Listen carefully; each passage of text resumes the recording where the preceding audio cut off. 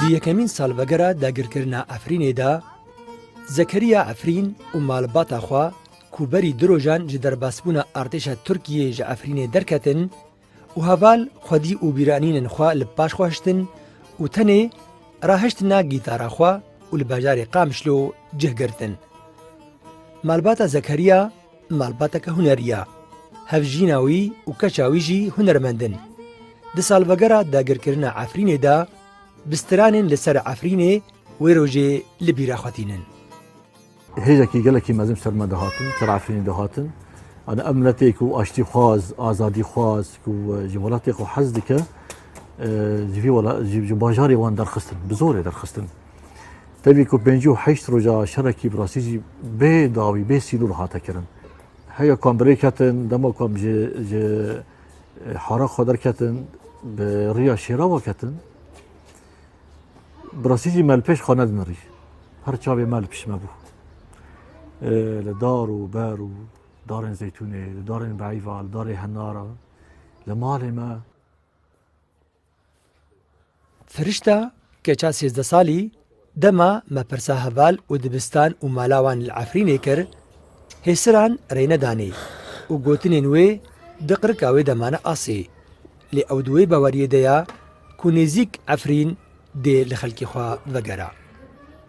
Ez dixwazim vegerim Efrînê û hevalê xwe bibînim, vegerim medresa xwe û ez herim cem hevalê xwe ez bihêvîm wê Efrîn vegere.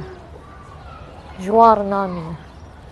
Yarê werê can heliyan, dimser hevê de westiyan, beşnûva li çar aliye, yara mêrî gûkaniye.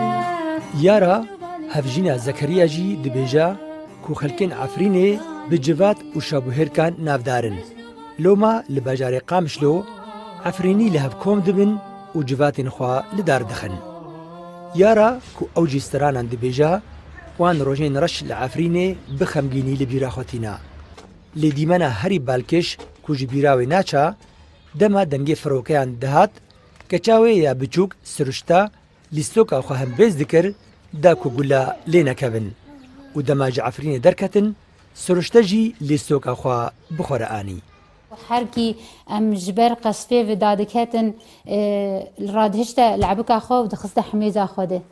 Yani berî her tiştî wê ev radikir dixiste hemêza xwe de. Wextê ku em derketine jî micarkê nerî ev leboka wê de destê wê de ev lîstokaya. Dema em lê nerî min nikarîbû ez bimneyin. Yani ew zehmetiyaya, ew koçberiyaya, ew tang û topana, ew wek dibêje Efrîn digiriya yani. Bi rastî jî digiriya. Yani wer insaneke ew qas xemla wê, ew qas xweşikbûna wê na di nav hêsirin bixwînê godirjîne.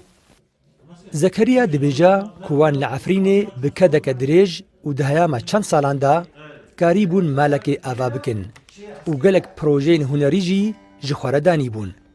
Lê kesên ji tariyê hez dikin ew proje û xewnên wan têk birin. Lê tevlî wilo jî moralên wan bilind in û ew geşbînin ku nêzik dê li Efrîn û zeytûnên wê vegerin.